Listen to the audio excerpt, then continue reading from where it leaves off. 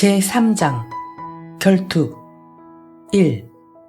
다음날 오후 2시 예정된 결투는 성립되었다. 일이 이렇게 빨리 결정된 것은 무슨 일이 있더라도 싸우겠다는 아르제미 파블로비치 가가노프의 억제할 길 없는 욕망에 기인한 것이었다. 그는 적의 행위를 이해할 수 없었기 때문에 지금은 전우를 잃을 만큼 미친 듯이 분개하고 있었다. 벌써 한 달 남짓이나 적을 모욕해왔지만 아무런 반응도 받지 못했다. 도저히 상대방을 참지 못하게 만들 수가 없었다. 그러나 결투의 신청은 니콜라이 쪽에서 하게끔 했어야 했다. 그 자신이 직접 결투를 신청하기에는 이렇다 할 구실이 없었기 때문이다.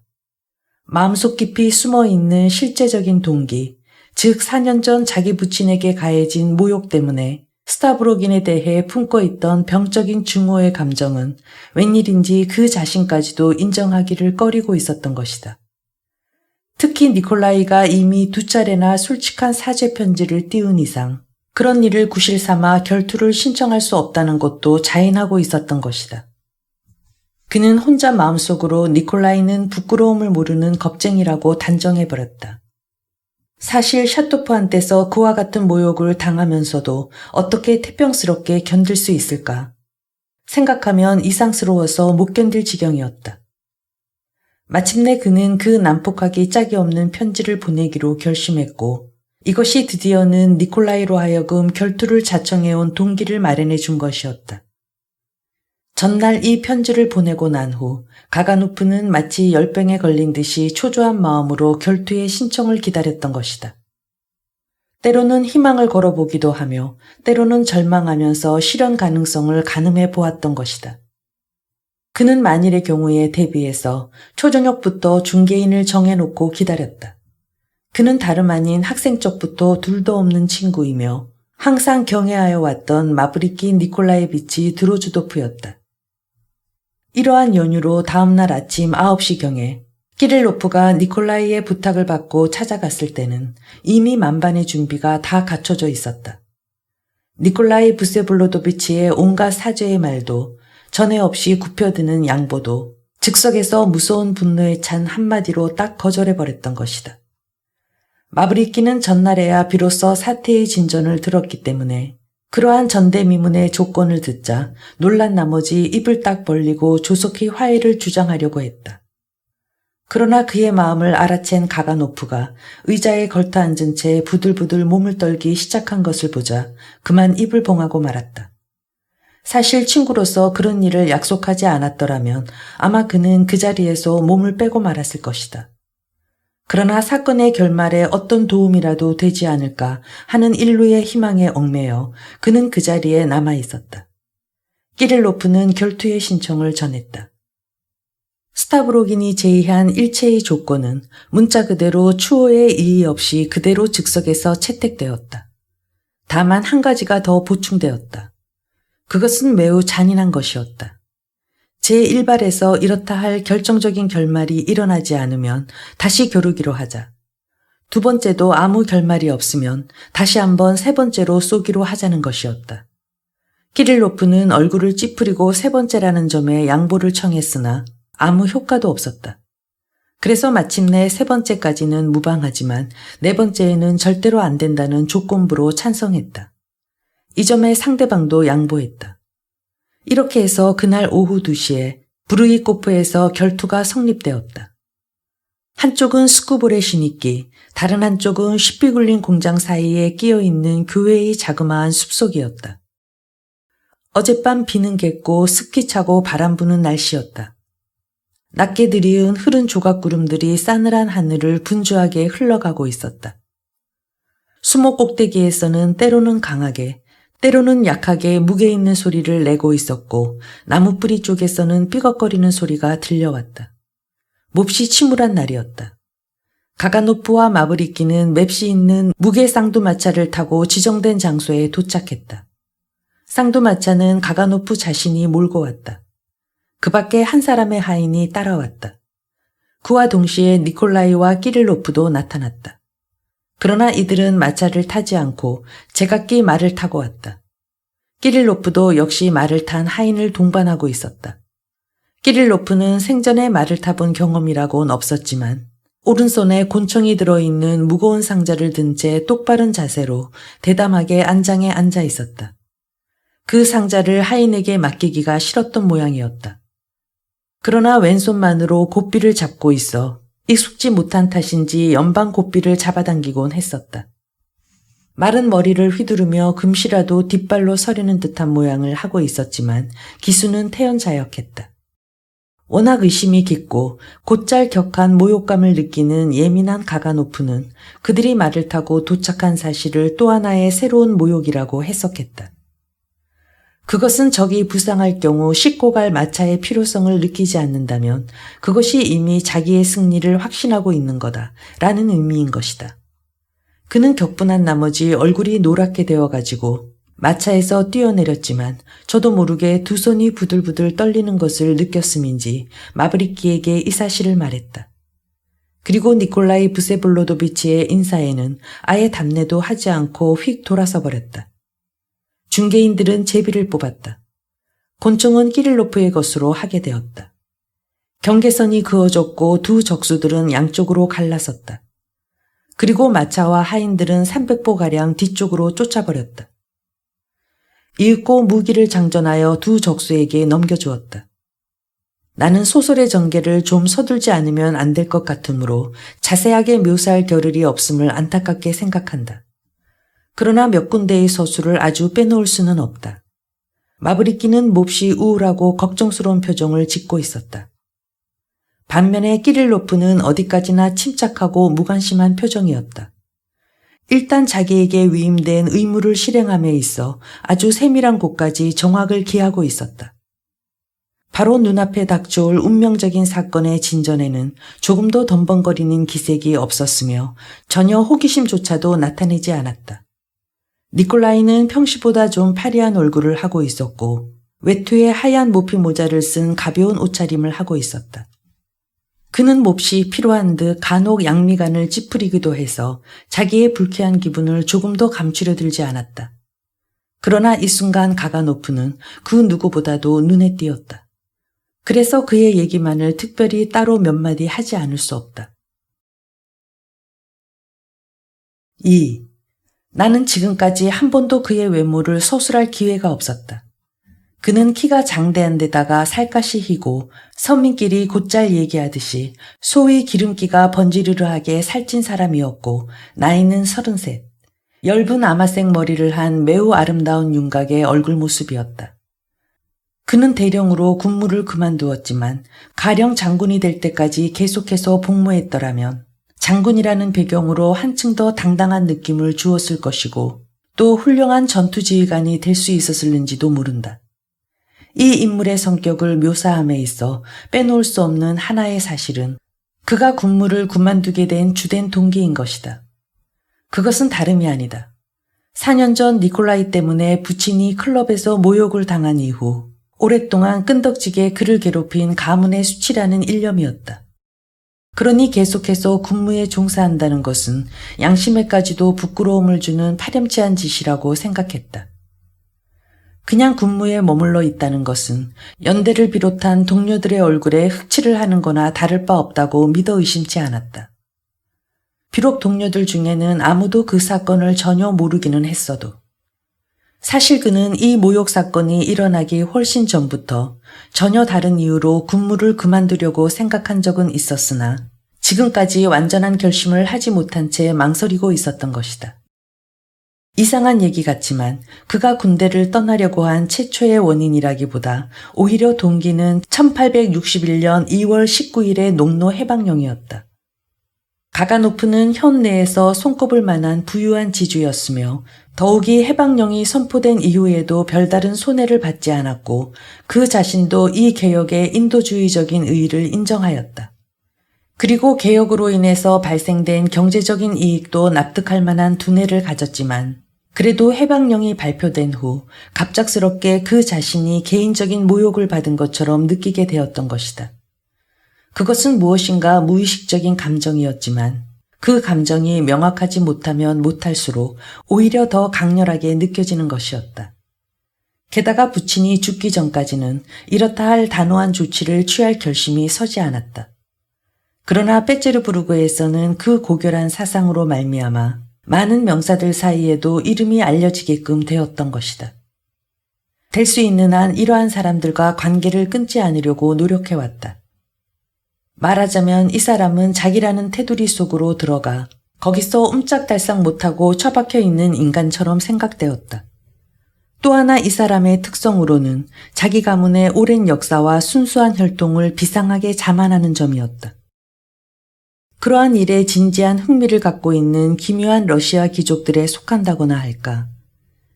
이런 따위 귀족 나부랭이들은 여태껏 러시아에 남아있다. 그렇지만 이들은 동시에 러시아 역사를 아주 싫어하며 대체로 러시아의 간습을 추악한 것이라고 여기고 있다. 부유한 명문의 자제들만을 위해서 설립된 특별한 군사학교에 적을 두었던 소년 시절에 어떤 시적인 인생관이 그의 가슴 속에 뿌리를 박아 놓았던 것이다. 그는 성이라든가 중세기의 생활이라든가 하는 따위를 무턱대고 좋아했었다. 그것도 오페라식인 기사기질 같은 것이었다. 그는 모스크바 제국시대의 황제가 러시아 귀족에게 채용을 가할 권리를 가지고 있던 사실을 서구의 역사와 비교하면서 얼굴을 붉혔으며 수치스러운 나머지 하마터면 울 뻔까지 했던 것이다. 자기의 근무에 대해서는 예사롭지 않은 지식을 가졌으며 임무를 수행할 때는 꽤 엄격하고 다소 굼뜬 데가 있는 이 사나이도 마음속으로는 보통 내기가 아닌 공상가의 기질이 다분히 있었다. 어떤 사람이 확인한 바에 의하면 그는 변설이 능란해서 집회석상에서의 연설 같은 것은 식은 죽 먹기라고 했다. 그러나 그의 생애에 33년간을 줄곧 침묵을 지켜왔다. 심지어는 최근에 출입하기 시작한 베츠르부르크의 사교계에서도 보통 아닌 거만한 태도를 보이고 있었다. 그러나 외국으로부터 니콜라이 부세블로도비치와 처음으로 베츠르부르크에서 만났을 때 그는 거의 미칠 뻔했다. 지금 결투할 이 마당에 서 있으면서도 그는 무섭도록 불안한 마음에 사로잡혀 있었다.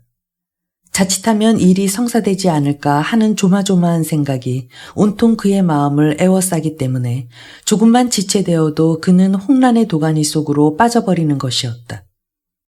키릴로프가 결투 개시의 신호를 하는 대신 갑자기 입을 열고 짓거리기 시작했을 때 병적인 표정이 그의 얼굴에 역력히 떠올랐다. 더욱이 그의 말은 당사자도 공언하듯이 형식에 불과했던 것이다. 나는 다만 형식상 한마디 해두겠습니다. 이미 곤충도 손에 잡고 있고 해서 신호를 하지 않으면 안 될 이 마당에서 마지막으로 한 번만 묻겠습니다. 화해할 생각은 없습니까? 이건 중개인의 의무이기 때문입니다. 이때까지 말없이 있던 마브리키조차도 미리 서로 짝이라도 한 듯이 돌연 키릴로프의 의견에 찬성을 표시하고 똑같은 얘기를 하기 시작했다. 그는 어제부터 자신이 너무 순종적이고 완만한 태도를 취해온 사실을 괴롭게 여겨온 것 같았다. 나도 전적으로 키릴로프 씨의 말에 동의합니다. 결투의 막바지에서 화해할 수 없다는 이 생각은 프랑스식 편견에 불과합니다. 게다가 나는 모욕, 그것조차도 이해하지 못하겠습니다. 당신은 뭐라고 생각할지 모르겠습니다만 나는 오래전부터 이 말을 하고 싶었습니다. 뭐니 해도 이미 모든 사제의 말이 표시된 바 있으니까 말입니다. 그렇지 않습니까? 그는 얼굴을 새빨갛게 붉혔다. 그토록 흥분하여 그토록 많은 말을 한 적은 그로선 거의 없었던 일이었다. 나는 온갖 방법을 다해서 사죄를 표시하려는 나의 제의를 다시 한번 여기서 확인해 둡니다. 니콜라이도 재빨리 말을 붙였다. 도대체 그런 일이 될성 싶은가 말이오. 화가 머리끝까지 치밀어 오른 나머지 가가노프는 마브리키를 향해 발을 쾅쾅 구르면서 난폭하게 부르짖었다. 마브리키 니콜라에비치, 가령 당신이 나의 적이 아니고 나의 중개인이라면 여기 이 사람에게 한번 설명해 드리시오. 그는 곤충으로 니콜라이를 가리켰다. 그런 양보는 모욕을 더할 뿐이라고 말입니다. 이 사람은 나에게 화를 내는 일 따위는 불가능하다고 여기고 있단 말이오. 저 녀석은 나를 상대할 경우 결투장에서 물러서는 일쯤은 전혀 치욕이라 생각하고 있지 않단 말이오. 도대체 저 녀석이 나를 어떻게 보는 것 같소? 당신들이 보고 있는 눈앞에서 말이오. 그래도 당신이 나의 중개인이란 말이오. 당신은 나의 총알이 맞지 않도록 나에게 약을 올리고 있을 뿐이오. 그는 또다시 발을 쾅쾅 구르기 시작했다. 입술에서는 침이 튀어나왔다. 교섭은 끝났습니다. 자, 발사호령을 들으시도록. 하고 키릴로프는 목청이 터지도록 소리쳤다. 하나, 둘, 셋. 셋 하는 소리와 함께 두 적수는 서로 상대방을 향해 다가서기 시작했다. 가가노프는 곧 곤총을 쳐들고 대여섯 걸음 만에 발사했다. 그리고 순간 걸음을 멈췄으나 빗나간 것을 확인하자 재빨리 경계선 쪽으로 되돌아갔다. 니콜라이 브세블로도비치는 똑같이 다가서서 곤총을 쳐들었으나 어쩐 일인지 아주 높은 곳으로 겨누보지도 않고 방아쇠를 당겼다. 그 다음엔 손수건을 꺼내어 오른손의 새끼손가락을 동여매었다. 그때야 비로소 가가노프도 전혀 빗맞힌 것이 아님을 알 수 있었다. 타나는 새끼손가락 관절에 부드러운 살을 스쳤을 뿐 뼈는 조금도 상하지 않았고 극히 적은 상처만 생겼을 뿐이었다.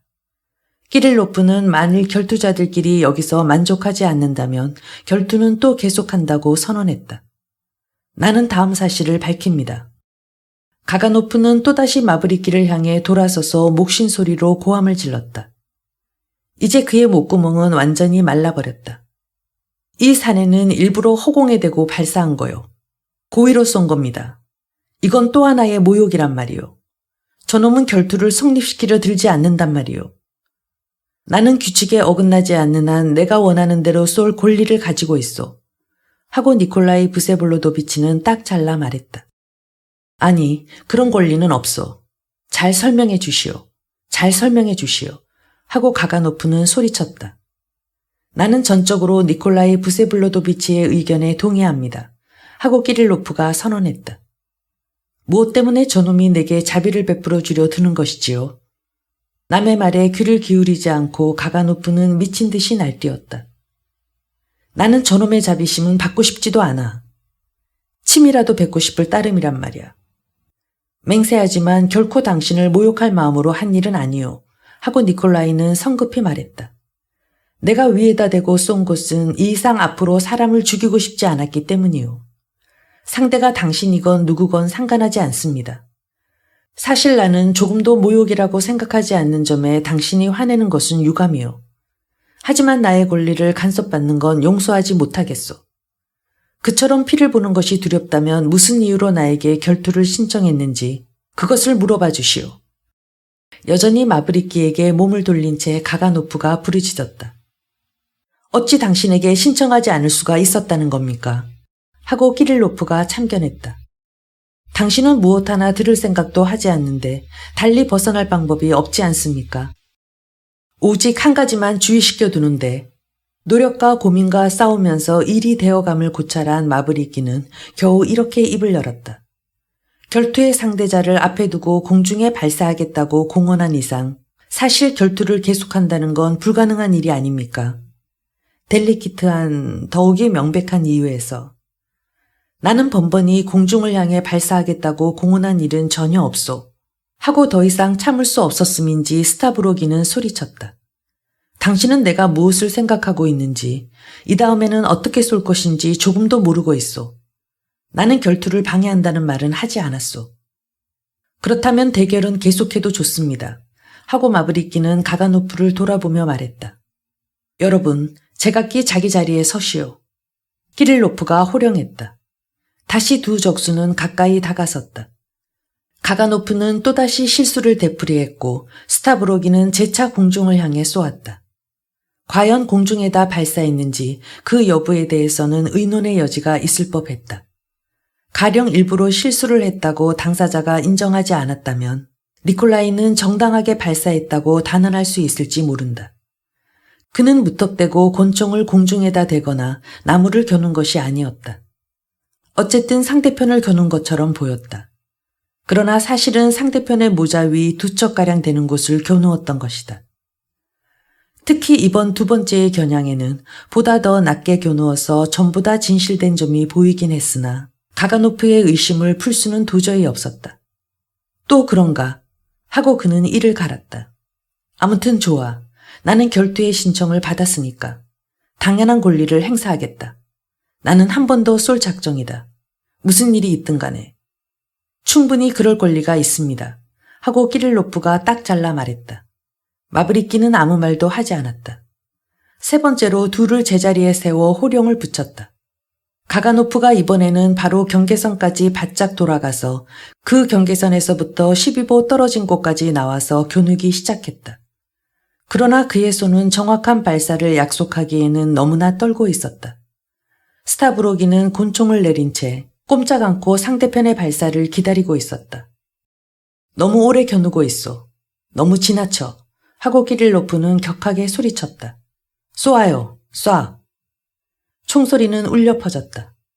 이번에는 부드러운 흰 모자가 니콜라이의 머리에서부터 날아 떨어졌다. 겨냥은 정확해서 모자의 꼭대기에서부터 꽤 낮은 곳을 뚫고 나갔다. 4분의 1 베리쇼크만 더 낮았더라면 만사는 끝났으리라. 키릴로프는 모자를 집어서 니콜라이 부세블로도비치에게 주었다. 쏘십시오. 적을 붙잡아두면 안 됩니다. 마브리키는 극도로 흥분한 나머지 이렇게 외쳤다. 스타브로기는 쏠 생각마저 잊은 듯 키릴로프와 함께 모자를 살펴보는 것이었다. 스타브로기는 몸을 부르르 떨고는 가가노프를 슬쩍 노려보았다. 그리고 갑자기 돌아서서 이번엔 조금 더 거리낌 없이 옆에 수풀을 향해 쏘아버렸다. 결투는 끝났다. 가가노프는 마치 무엇에 짓눌린 것처럼 말뚝처럼 서 있었다. 마브리키가 다가가서 무슨 말을 하기 시작했지만 그는 마치 알 수 없다는 듯한 모습이었다. 키릴로프는 그곳을 떠나며 모자를 벗어들고 마브리키에게 묵례했다. 그러나 스타브로기는 앞서까지의 예의를 잊고 말았다. 수풀을 향해 한 발을 쏘더니 결투 현장을 뒤돌아보지도 않고 곤총을 키릴로프에게 거칠게 쥐어주곤 성급히 말 있는 곳으로 걸어갔다.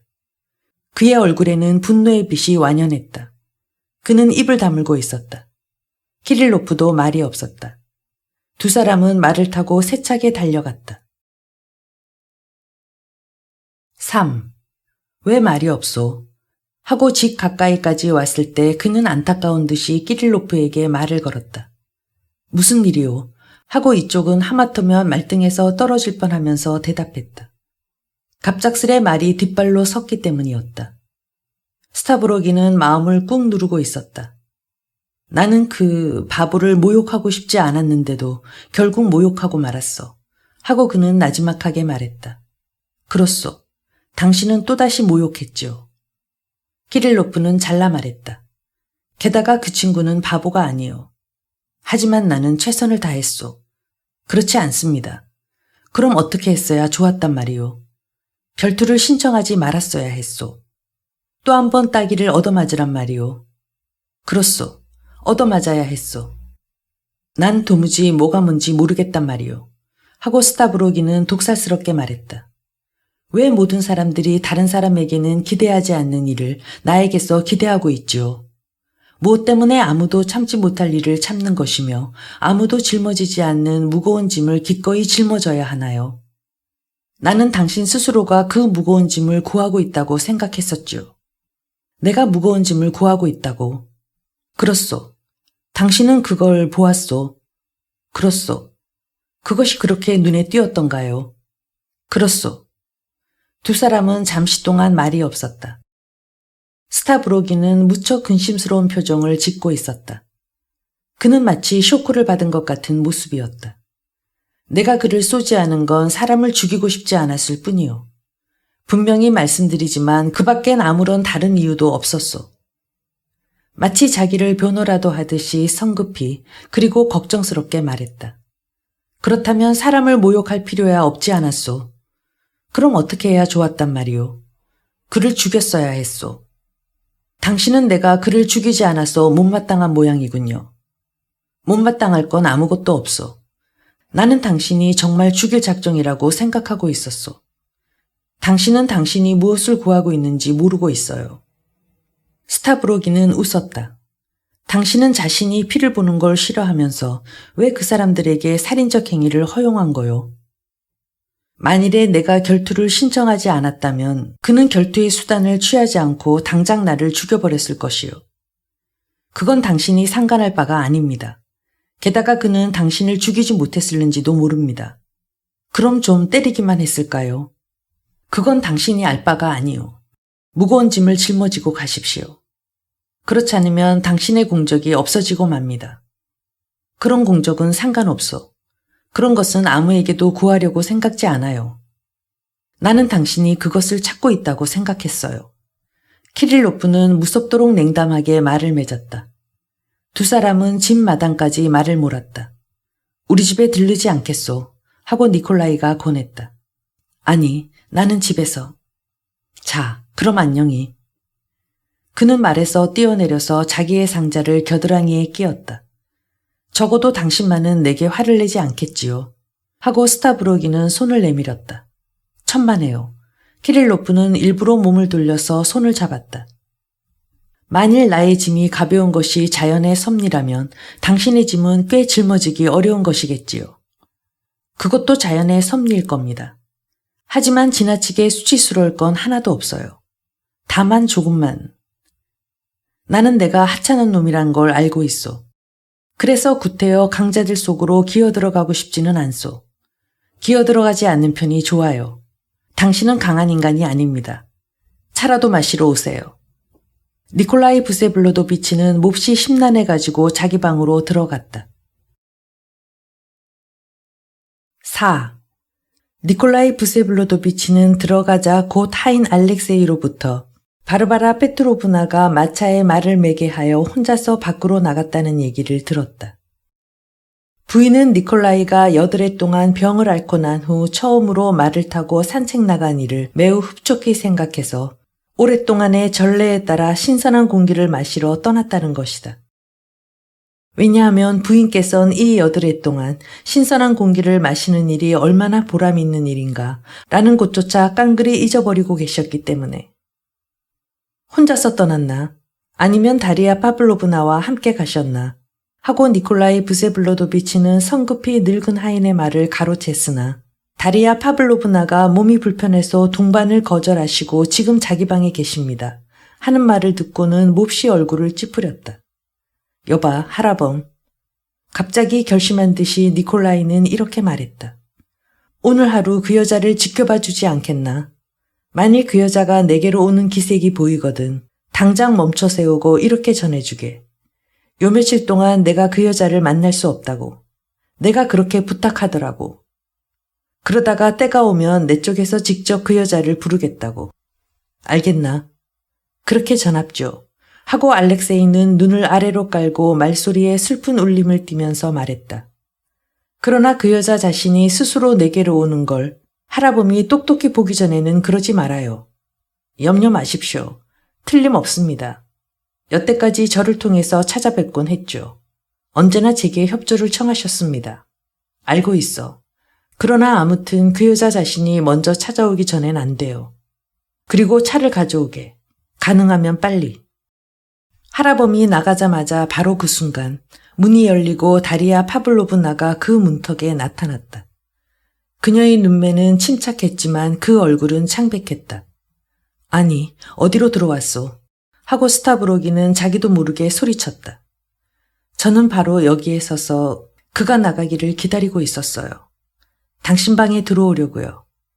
저는 당신이 그에게 일러주는 얘기를 죄다 들었죠. 그가 지금 막 나갔을 때 저는 오른편의 돌출부에 몸을 숨겼죠. 그래서 그는 저를 보지 못했어요. 나는 오래전부터 당신하고 손을 끊으려고 했소. 다샤, 잠시, 오랫동안 말이오. 나는 당신에게 편지 쪽지를 받았지만 어젯밤엔 당신을 부를 수가 없었소. 나 스스로도 당신에게 편지를 써보내고 싶었지만 통 쓸 수가 없었던 거요. 하고 그는 유감스러운 듯이, 아니 싫어서 꺼리는 듯이 이렇게 덧붙였다. 저 자신도 역시 손을 끊지 않으면 안 되겠다고 생각했어요. 아주머니께서 두 사람의 관계를 아주 수상쩍어하고 계십니다. 마음대로 의심하라지. 그렇지만 아주머니께 걱정을 끼쳐서는 안 돼요. 그럼 이젠 마지막으로. 당신은 아직까지도 마지막을 틀림없이 기다릴 참이요. 그래요. 저는 굳게 믿고 있었어요. 세상엔 끝나는 일이란 하나도 없소. 이제 끝이 오겠죠. 그땐 저를 부르세요. 저는 꼭 오겠어요. 자, 안녕히. 도대체 어떤 종말이 있다는 거요? 니콜라이 부세블로도비치는 웃었다. 당신은 다치지도 않으셨군요. 그리고 피를 흘리지는 않으셨나요? 그녀는 종말에 대한 질문에는 대답하지 않고 이렇게 물었다. 바보 같은 소릴. 나는 아무도 죽이지 않았으니까 안심해요. 바로 오늘 중으로 모든 것을 사람들에게서 듣게 될 거요. 나는 몸이 불편해서. 이제 가겠어요. 그런데 결혼 공표는 오늘 안 하시나요? 하고 그녀는 주저주저 하면서 말했다. 오늘도 아니고 또 내일도 아니요. 모레도 어떨지 모르겠군. 아마 모두 죽게 될는지 모르니까요. 결국 그 편이 훨씬 좋을 거요. 자, 혼자 있게 해줘요. 이젠 혼자 있고 싶으니까. 당신은 다른 한 사람의 정신나간 아가씨의 일생을 파멸시키는 건 아닌가요? 미친 여자들의 일생은 어떤 여자이건 파멸시키지는 않소. 그러나 똑바른 정신을 가진 여자의 일생은 파멸시킬 듯 싶소. 그토록 나라는 놈은 비열하고 추악한 인간이요. 다샤, 정말로 나는 당신의 말대로 최후의 종말에는 당신을 부르게 될 것만 같구려. 그러면 당신은 똑바른 정신을 가진 여자지만 나한테로 와주시겠지. 왜 당신은 자신의 일생을 파멸시키려는 거요? 결국 나 혼자만이 당신 곁에 남게 되리라는 걸 알고 있어요. 그리고 저는 그것을 기다리고 있어요. 하지만 만약에 종말에 가서 내가 당신을 부르지 않고 당신으로부터 도망친다면 절대로 그렇지 않아요. 꼭 당신은 나를 부를 겁니다. 나에게 대한 경멸이 많군요. 비록 경멸만이 아니라는 걸 당신도 잘 아시고 있을 텐데. 그럼 틀림없이 경멸이 섞여 있군. 전 그런 뜻으로 표현한 게 아니에요. 하나님이 증인이십니다. 저는 어느 때건 당신이 저를 필요로 하지 않기를 얼마나 갈망하고 있는지는 그 말에 대한 다른 보답이 있어야 되는 법이지. 나도 역시 당신의 인생을 파멸하지 않게 되기를 열망하고 있어. 천만에요. 당신은 어떻게 하든 저의 일생을 파멸시킬 수는 없어요. 그리고 당신은 누구보다도 그것을 잘 알고 계실 텐데요. 하고 다리아 파블로브나는 단호하게 그리고 빠른 말씨로 잘라 말했다. 가령 제가 당신하고 맺어지지 못한다면 전 간호부가 되어 환자들의 시중을 들거나 서적 행상을 하여 복음서라도 팔고 다닐 거예요. 저는 그렇게 결심했어요. 저는 상대가 누구든 그 사람의 아내가 될 수 없어요. 저는 여기와 같은 이런 집에선 살 수 없어요. 또 그걸 원하지도 않아요. 당신은 전부 다 알고 계실 텐데. 아냐, 당신이 무엇을 원하고 있는지 지금껏 한 번도 깨달을 수가 없었어. 어쩐지 당신이 나에게 갖고 있는 관심은 마치 오랜 경험을 쌓은 간호부가 왠지 다른 환자에 비해서 유달리 어떤 한 사람에게만 관심을 쏟고 있는 거나 다를 바 없다고 생각하오. 좀 더 낮게 비유한다면 장례식마다 돌아다니는 순례하는 노파가 다른 어떤 것보다 좀 깨끗한 시체에 호감을 갖는 마음, 그런 것이라 할까. 그렇게 생각되는군요. 왜 당신은 그렇게 이상한 눈초리로 나를 노려보는 거요? 당신은 몹시 몸이 불편하신가 보군요. 어딘가 좀 색다른 표정으로 상대편의 얼굴을 바라보면서 그녀는 동정어린 말로 이렇게 물었다. 아, 어쩌면 이런 몸이면서도 제가 옆에 있지 않아도 좋다니. 자, 들어요, 다시야. 나는 요즘 줄곧 환상만 보고 있어. 저 작달막한 악마가 어저께 다리 위에서 나를 호적상 결혼의 속박에서 벗어나게 하고 뒤끝을 지도새도 모르게 하기 위해서 레바드킨 데이와 마리아를 죽이라고 졸라대고 있단 말이요. 착수금으로 3루블을 요구했지만 모든 작업을 끝내기 위해선 적어도 1,500루블 이하론 내려가지 않을 거라고 똑똑히 알려주었단 말이요.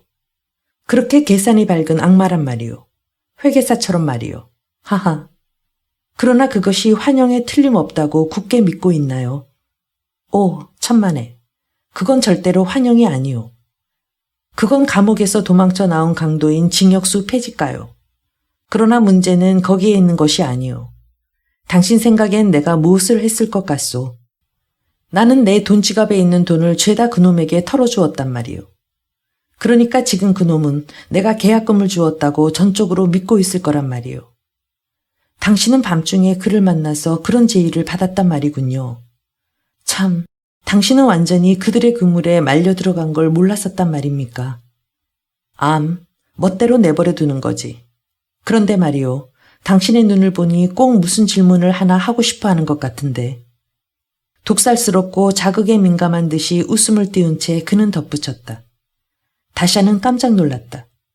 묻고 싶은 건 전혀 없어요. 의욕도 전혀 없고요. 더 얘기 마세요. 마치 질문을 털어버리려는 듯이 그녀는 걱정스럽게 소리쳤다. 말하자면 당신은 내가 폐지가를 만나러 선술집으로 가지 않으리라고 믿고 있는 거지요. 그런 소리를 하고 그녀는 손바닥을 딱 쳤다. 무엇 때문에 저를 그토록 괴롭히시나요? 아니, 바보 같은 농담을 해서 잘못했소. 나는 아마 틀림없이 그 패들로부터 나쁜 버릇을 옮겨받은 것 같소. 실은 나는 간밤부터 무턱대고 웃고 싶어서 못 견디겠단 말이오. 한없이 오래오래 실컷 웃고 싶어서 죽을 지경이란 말이오. 꼭 웃음의 발작이라도 걸린 것처럼. 아이쿠, 어머니가 도착하셨군. 나는 어머니의 마차가 현관에 멎을 땐 곧 그 소리로 알아낼 수 있지. 다샤는 그의 손을 잡았다. 하느님, 제발 악마로부터 이분을 지켜주시옵기를. 자, 저를 부르세요. 빨리 불러주세요. 어떤 것이 나의 악마일까? 그건 그저 자그맣게 밉살스럽고 감기마저 든 연주창에 걸린 새끼 악마겠지. 어쨌든 덜 된 것들 중에 하나겠지. 그런데 다시야 무슨 얘기를 하고 싶어 하는 것 같은데. 그녀는 괴로움과 나무람이 뒤섞인 표정으로 그를 바라본 후 획 돌아서서 문 있는 곳으로 갔다. 들어와요. 하고 그는 짓궂고도 찌그러진 미소를 띄우면서 그녀의 뒤로부터 소리쳤다. 만약에, 한마디로 말해서 만약에 당신은 알겠지만 만약에 내가 선술집으로 떠나가서 말이야. 그 다음 당신을 부른다면 말이야. 그래도 당신은 내게로 오겠소. 선술집 뒤에라도. 그녀는 뒤를 돌아보지도 대답하지도 않은 채 두 손으로 얼굴을 감싸고 나가버렸다. 선술집 뒤에라도 올 거야. 잠시 생각한 뒤 그는 이렇게 중얼거렸다. 그러자 메스껍다는 듯한 경멸의 빛이 그의 얼굴에 나타났다. 간호부, 하지만 아마 그런 것도 내게 필요할는지 모르지. 제4장 사람들의 기대 1. 결투의 전말은 재빨리 사교계에 전해졌다. 그러나 특히 주목해야 할 일은 이 사건이 여러 사람들에게 끼쳐준 인상이었다. 사람들은 마치 미리라도 내통한 것처럼 너나 할 것 없이 앞을 다투어 니콜라이에 대해 동정을 표시했다. 예전엔 그의 적이었던 많은 사람들도 나야말로 니콜라이의 둘도 없는 친구라고 한사코 자기를 내세우기에 이르렀다. 사교계의 여론이 이같이 뜻하지 않게 변화한 주요 원인은 여태까지 한 번도 자기 의견을 진술한 일이 없는 어느 기부인이 공공연하게 표명한 몇 마디의 정확을 기한 말 때문이었다. 이 사람은 일시의 마을의 상류 사교계에 비상한 흥미를 안기는 듯한 심오한 해석을 내렸던 것이다. 바로 결투 사건이 있었던 다음 날은 현의 귀족단장 부인의 명명일이었으므로 온 마을 사람들이 그 집으로 모였었다. 율리아 미하일로브나는 자리를 같이 했다. 아니, 오히려 그 자리를 소나기에 놓고 있었다고 함이 더 정확할는지도 모른다. 율리아 부인과 함께 리자베타도 왔지만 그녀의 눈부신 아름다움과 도에 넘치는 명랑함이 유달리 눈에 띄었다. 그러나 이날 밤은 오히려 기부인들의 대부분이 수상쩍게 여길 정도였었다. 내친김에 말해두지만 그녀와 마브리끼와의 혼약은 벌써 의심할 여지도 없었다. 비록 퇴역하긴 했지만 극히 당당한 권세를 가지고 있던 한 사람의 장군이 그날 밤 반농담으로 물어봤을 때 당사자인 리자베타는 자기가 이미 약혼한 몸임을 서슴지 않고 시인했던 것이다. 그런데 어떻게 된 영문일까? 마을의 기부인들 중에서 아무도 이 혼약을 믿으려 들지 않았으니 말이다. 모두가 다 변함없이 집요하게 어떤 로맨스를 상상하고 있었다. 스위스에서 이루어졌다는 일종의 숙명적인 가족의 비밀을 짐짓 짐작하고 또 웬일인지 율리아 부인도 거기에 틀림없이 관련되어 있다고 믿고 있었다. 무엇 때문에 누구나 할 것 없이 그렇게 끈덕지게 그런 풍설이라기보다는 오히려 공상을 고집하고 있는지 또 무엇 때문에 구태여 율리아 부인까지 이 사건에 결부시키는지 그건 좀 설명하기 어려운 것 같다. 부인이 들어오자 사람들은 기대에 가득 찬 이상한 눈초리로 그녀 쪽으로 일제히 몸을 돌렸다. 미리 말해두지만 사건이 아주 최근에 일어났고 또 거기에 부수되는 어떤 사정 때문에 그날 밤 사람들은 다소 조심스럽게 수근수근 얘기를 주고받고 있었던 것이다. 게다가 관원의 조치에 대해선 여태껏 아는 바 하나도 없었다. 그러나 한간에 알려지고 있는 한 결투한 당사자들이 경찰의 손을 비는 그런 소란스러운 일은 없었다. 예를 들면 아르제미 파블로비치 가가노프가 하등의 방해도 받지 않고 이른 아침에 두오보 영지로 떠났다는 사실은 모두가 다 알고 있는 바다.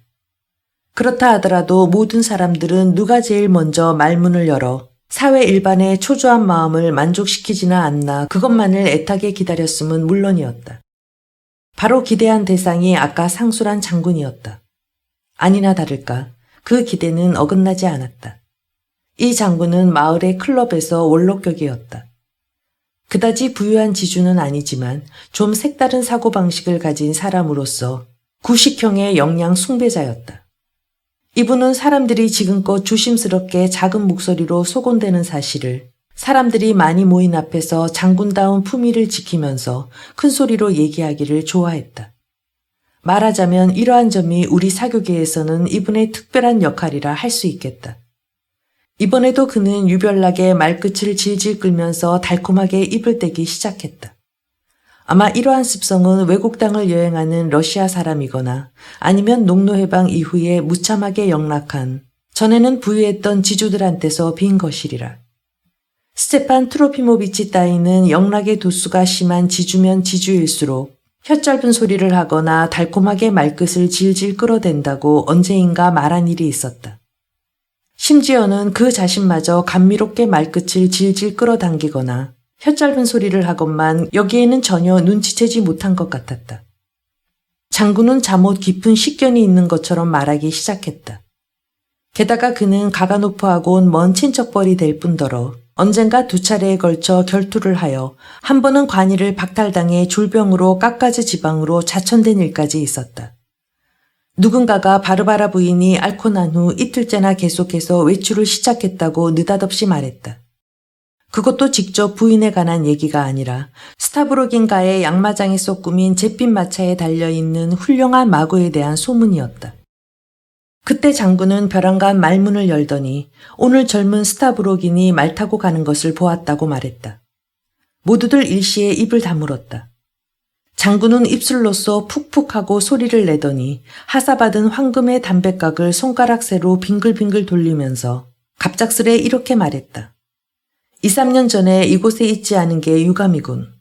실은 까를스바드에 머물고 있었지. 난 이 청년에게 비상한 흥미를 느끼고 있단 말이야. 당시 여러 가지 소문들이 많더군. 도대체 이 사람이 미쳤다는 게 사실인가요? 그때 누가 그런 소리를 했거든. 그러던 차에 갑자기 묘한 얘기가 귀에 들어왔단 말이야. 어느 대학생이 이곳에서 그 사나이를 사촌 누나들이 보는 앞에서 모욕을 주었더니 그는 책상 밑으로 도망쳤다는 소문이었지. 그런데 어제 스테판 브이소츠케한테 들은 얘긴데 스타브로긴이 가가노프와 결투를 했다고 말이야. 그것도 귀찮게 달라붙는 상대방으로부터 몸을 빼기 위해 미친 사람이나 다름없는 사내의 총뿌리 앞에 자기 이마를 내밀었다는 거야. 이건 20년대의 근위 깊음 속에서나 있을 법한 일이지. 스타브로긴은 이 마을 누구의 집에 출입하고 있는 거요. 장군은 마치 대답이라도 기다리듯이 입을 다물었다. 일동의 초조함에 마침내 출구가 주어졌다.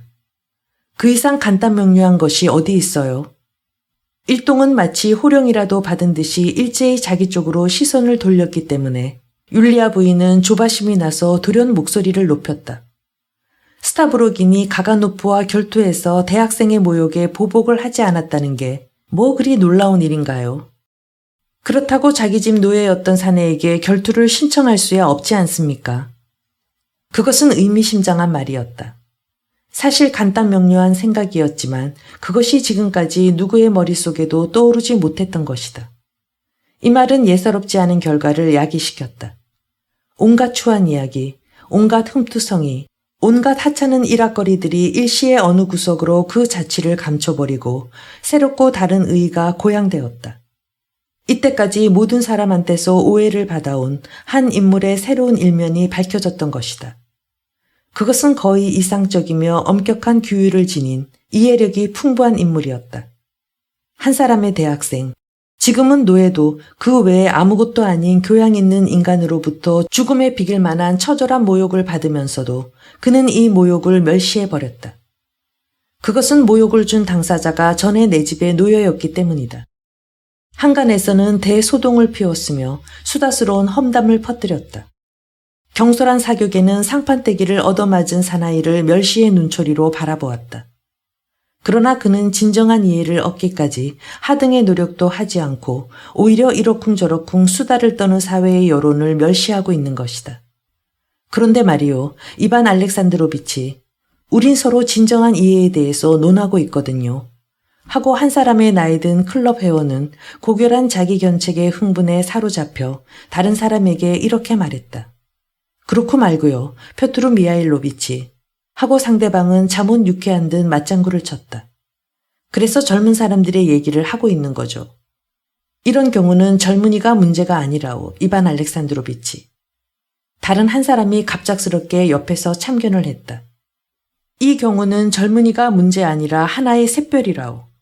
흔해 빠진 젊은 패들하고는 다르다오. 이 사실은 이렇게 해석해야 한다오. 또 이런 사람이야말로 필요합니다. 인재가 아쉬워졌으니까 말입니다.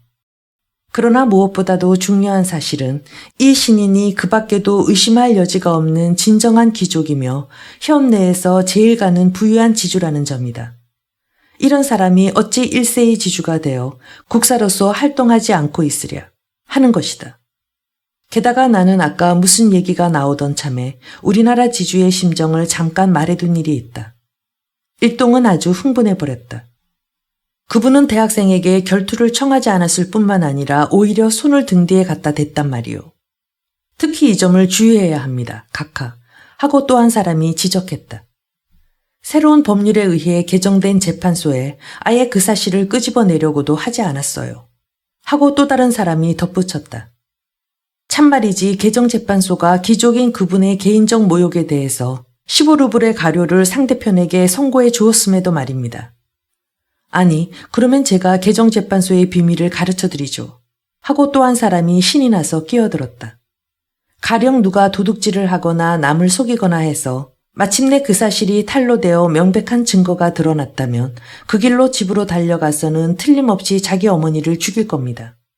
그러면 즉시 사람들은 닥치는 대로 죄다 변명해주고 방청석의 부인네들은 무명 손수건을 흔들어 댈 겁니다.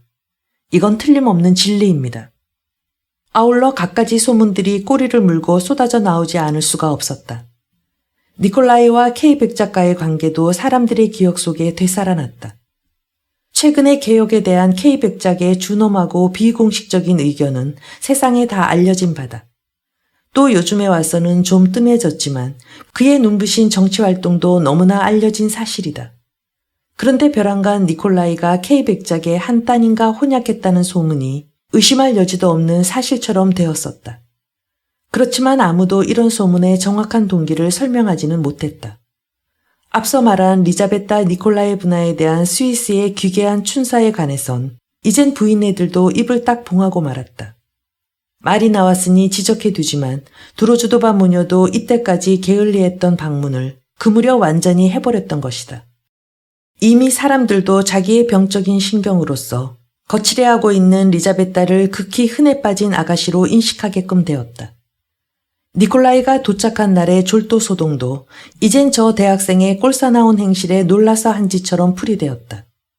전에는 서로 앞을 다투어 가면서까지 괴이한 색채를 가미하려고 무던히도 애썼던 그날의 사건도 지금은 무리하게 산문적인 것으로 취급하게끔 되었다. 어떤 절름발이 여자가 있었다는 것 따위는 송두리째 잊어버렸고 입 밖에 내는 것조차 수치스럽게 생각했다. 절름발이 여자가 100사람 있어도 그건 다 젊었을 적의 일이니까 하고 사람들은 생각했다. 또 어머니에 대한 니콜라이의 경건한 몸가짐도 끄집어냈다.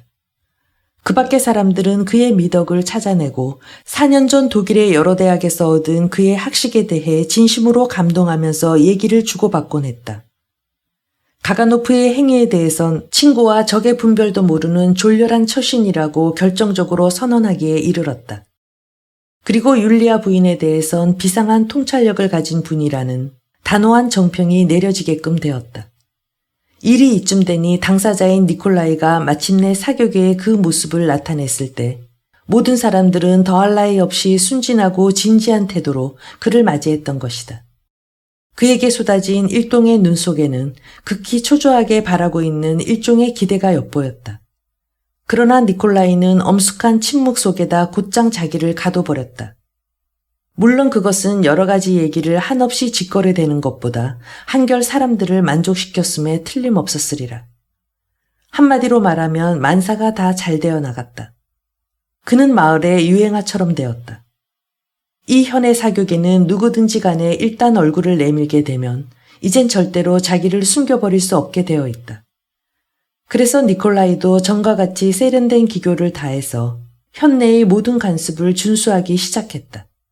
사람들은 그를 그다지 유쾌한 사람이라고는 보지 않았으나 온갖 고통을 참고 견뎌낸 분이니까 다른 사람과는 똑같을 리야 없지. 뭔가 생각하는 게 있겠지 하고 인식했다.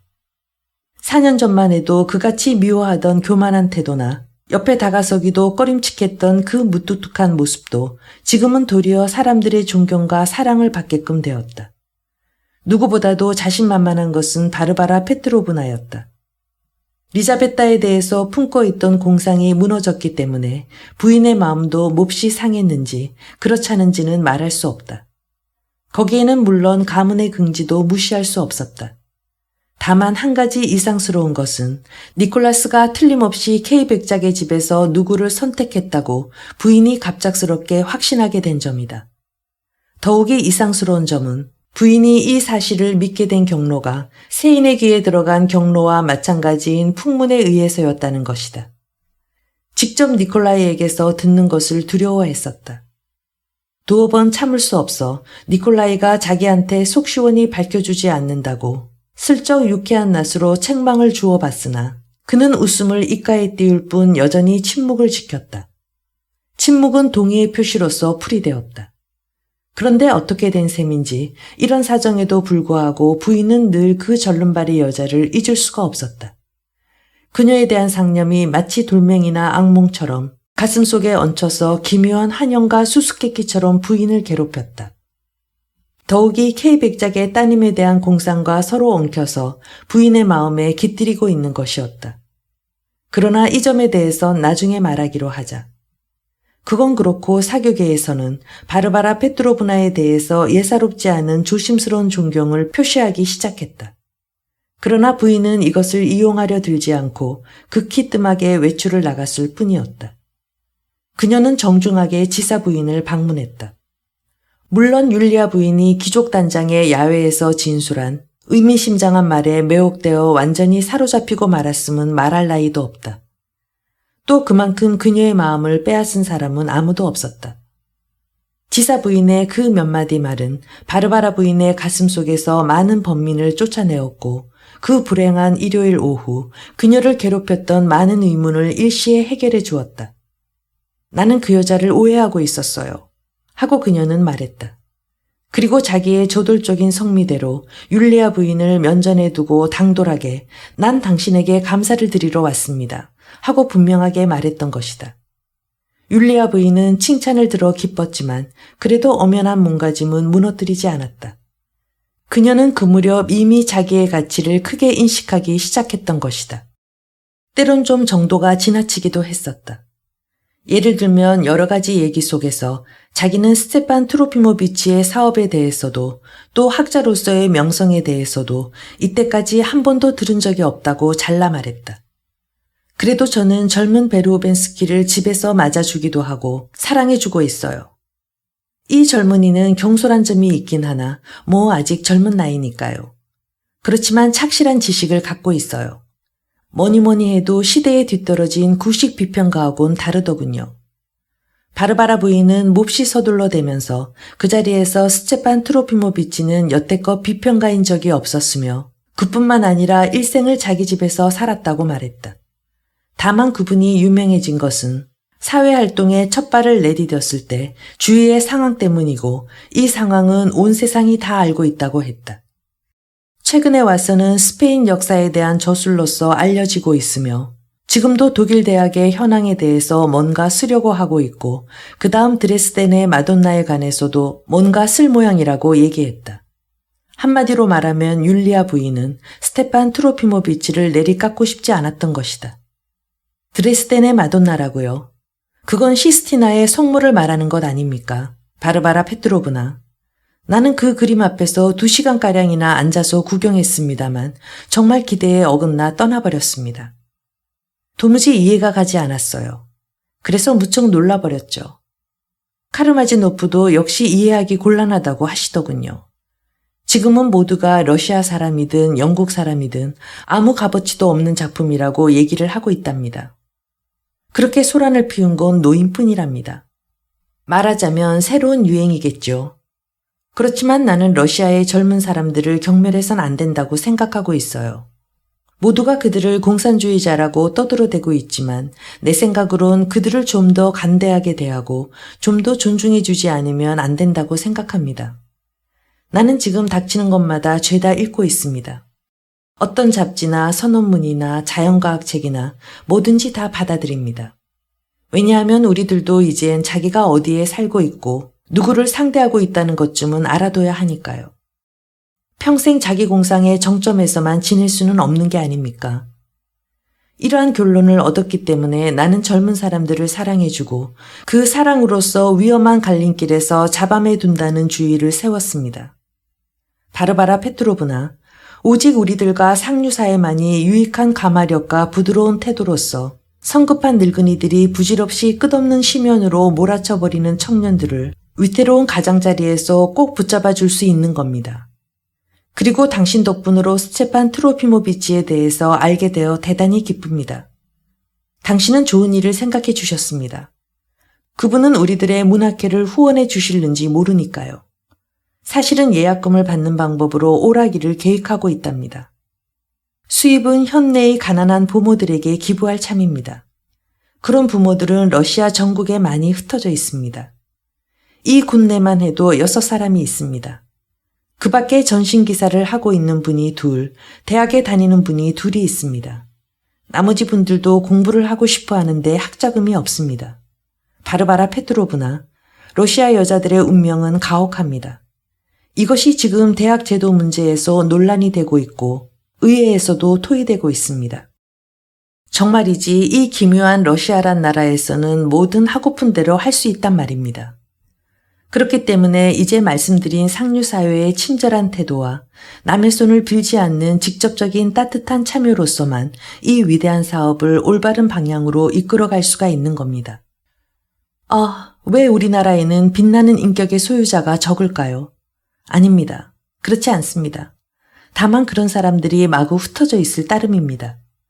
그래서 모두 힘을 모아서 좀 더 강력한 힘이 돼야 하지 않습니까? 말하자면 이렇게 계획을 짜고 있습니다. 낮에는 우선 문학강연회를 열고 그 다음엔 가벼운 식사를 합니다. 그리고 잠시 쉬었다가 저녁에는 무도회를 열 작정입니다. 처음엔 할인화로서 야외에 서막을 장식해 보려고 생각했지만 비용이 너무 많이 들 것 같고 해서 일반 관객들을 위해 무도고 까드릴리를 2개쯤 삽입할까 합니다. 여러 문학상의 유파를 상징한 특색 있는 가면과 의상을 입고 추게 될 것입니다. 이런 재미있는 생각은 카르마지노프가 고안한 것입니다. 나는 여러 가지로 그분의 도움을 받고 있습니다. 그런데 말입니다. 그분은 아무에게도 알려지지 않은 최근의 작품을 이번 모임에서 낭독하게 됩니다. 앞으로는 펜을 놓고 글을 쓰지 않겠다고 말씀하시고 있습니다. 그래서 이 최후의 창작은 대중들에 대한 고별사가 되는 셈입니다. 메르시라는 제목의 우수한 작품입니다. 프랑스 말의 제목입니다. 그러나 그분은 그쪽이 더 애교가 있고 우미하다고 말씀하십니다. 나 역시 그렇게 생각되어 오히려 조언했을 정도였습니다. 어떨까요? 스테판 트로피모비치께서도 뭔가 낭독해 주셨으면 말이에요. 가능하면 짧은 걸로. 그리고 너무 학술적인 것은 곤란하고요.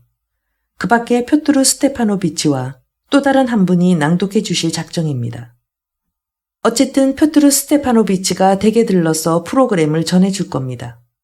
아니, 그것보다 제가 직접 그걸 가지고 댁으로 찾아뵐는지 모르겠습니다. 참 여보, 나도 그 명단에 기부 예약을 적어주십시오. 스테판 트로피모비치에겐 제가 전해드리고 열심히 부탁해 보겠습니다. 바르바라 부인은 그녀에게 홀딱 매혹되어 집으로 돌아왔다. 이젠 누가 뭐라 해도 율리아 부인의 편이었다. 그런데 어떻게 된 셈인지 스테판 트로피모비치에 대해선 몹시 화를 내고 있었다. 그러나 불쌍하게도 스테판 트로피모비치는 집에 처박혀 있는 채 아무것도 모르고 있었던 것이다. 나는 그분에게 홀딱 반했어요. 왜 이때까지 그분에 대해 오해했는지 통 이해 못하겠군요. 저녁 무렵에 헐떡거리며 들른 표트르와 아들 니콜라이를 향해 이렇게 말했다.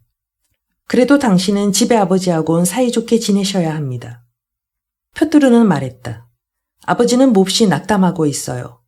당신은 그 노인을 마치 부엌에라도 내쫓듯 하고 있어요. 어제만 해도 당신의 마차와 부딪혀 공손하게 인사를 했는데도 당신은 외면해버렸지요. 사실은 말이에요. 앞으로 우리 아버지를 끄집어내려고 생각하고 있어요. 어떤 계산이 있어서 그럽니다. 아버지도 무슨 도움이 되는 일이 있겠지요. 정말 그분한테 무엇을 낭독시키면 되겠죠. 그 일만을 뜻하는 건 아닙니다. 그런데 오늘 나는 아버지한테 들으려고 생각하는데 그럼 그 일을 전해드릴까요? 생각대로 하세요. 그러나 당신은 어떤 식으로 일을 꾸밀는지 모르겠군요. 하고 부인은 선뜻 결심이 서지 않는 듯 말했다.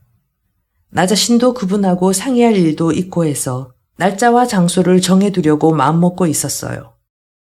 부인은 격하게 눈살을 찌푸렸다. 뭐 그런 일을 가지고 날짜까지 정할 필요는 없어요. 내가 간단하게 전해드리죠. 그럼 그렇게 하세요. 그리고 내가 서로 만나볼 날짜를 꼭 정하고 싶다고 한마디 해주세요. 잊지 말고 말이에요. 표트르 스테파노비치는 엷은 웃음을 입가에 띄우곤 달려나갔다. 지금 내가 기억하는 바로는 요즘 그는 누구를 대하든 대체로 심술궂고 유별나게 초조해하는 그런 변덕스러운 말버릇을 갖고 있었다. 하지만 이상하게도 모두들 이것을 관대하게 봐주는 것이었다. 그건 대체로 이 사나이에 대해서는 좀 특별하게 보아야 한다는 의견이 공인되어 왔기 때문이다. 여기서 잠깐 지적해 두지만 그는 니콜라이의 결투 사건에 대해서 예사롭지 않은 악의를 나타냈던 것이다. 구로 말하자면 이 사건은 청천벽력 같은 일이었다. 이 얘기를 듣자 그는 새파래졌다. 어쩌면 자기 자존심이 손상되었다고 생각했을는지 모른다. 왜냐하면 그가 이 사건을 귀에 담은 것은 사건 다음 날이었고 그땐 이미 온 마을에 소문이 자자하게 퍼지고 있었기 때문이다. 당신은 결투할 권리를 가지고 있지 않아요. 사건 당일로부터 벌써 닷새가 지나서 우연히 클럽에서 스타브록인가 부딪혔을 때 그는 이렇게 속삭였다. 또 한 가지 이상스러운 것은 거의 매일같이 바르바라 부인한테 들르면서도 이 닷새 동안은 한 번도 스타브록인을 만나지 못했다는 사실이었다. 니콜라이 부세블로도비치는 마치 무슨 영문인지 통 이해할 수 없다는 듯한 멍청한 눈초리로 말없이 상대방을 쳐다보고 있었지만 그대로 발을 멈추지 않고 지나쳐버렸다. 그는 클럽의 커다란 홀을 가로질러 바를 지나갔다. 당신은 샤토프한테도 들렀었지요. 그리고 마리아 찌모페예브나의 일도 발표하려고 생각하고 있지요. 하고 그는 그의 뒤를 쫓아가며 어쩐지 침착하지 못한 손으로 상대방의 어깨를 잡았다. 니콜라이 부세블로도비치는 갑자기 어깨에서부터 그의 손을 뿌리치곤 무섭게 눈살을 찌푸리면서 재빨리 뒤돌아섰다. 표트르 스테파노비치는 기묘하게 잡아당기는 듯한 긴 웃음을 띄우며 그의 얼굴을 지켜보았다. 그것은 일순간에 일어난 일이었다. 니콜라이 부세블로도비치는 저쪽으로 총총히 가버렸다.